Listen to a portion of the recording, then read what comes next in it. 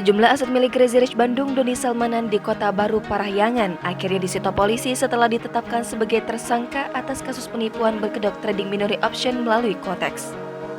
Seperti diketahui, di Kota Baru Parahyangan, Kecamatan Padalarang, Kabupaten Bandung Barat, Doni memiliki satu unit rumah mewah di Tatar Chandra Resmi, dan dia juga menyewa rumah yang dijadikan sebagai kantor di Kompleks Bandung Tempo Dulu 3, Jalan Guru Minda.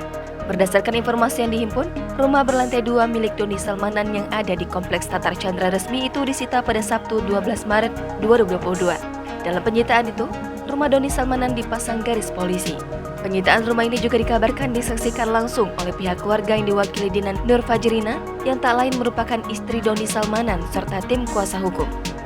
Sementara, penyitaan dan pengangkutan sejumlah kendaraan milik Doni Salmanan dilakukan polisi pada Minggu 13 Maret 2022 hingga mendapatkan perhatian dari warga sekitar yang saat itu melihat momen tersebut.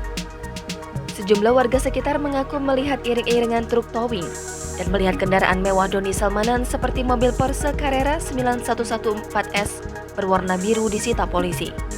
Kemudian, mobil truk itu juga mengangkut 6 motor milik tersangka seperti Kawasaki Ninja H2, Kawasaki ZX-10R, Ducati Superleggera, dan motor sport lainnya. Kemudian, satu truk di belakangnya mengangkut beberapa motor matic berjenis Yamaha Mio serta satu sepeda.